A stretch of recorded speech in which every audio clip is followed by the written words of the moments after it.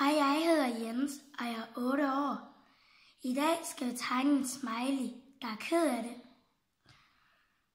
Og vi skal bruge en blå, en hudfarve og en blyant. Først tegner vi en cirkel. Så tegner vi 2 streger vandret. Så tegner vi 2 streger lodret. I alt er der 4 streger, vi skal tegne lodret. Så tegner vi en sur mund. Så skal vi begynde at farve, og det med en blå.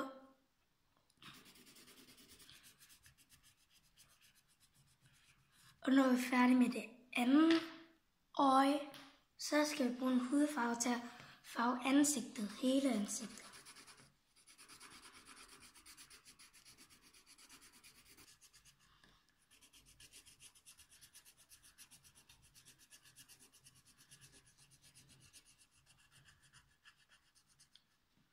Så er vi færdige med den her smiley, der er ked af det.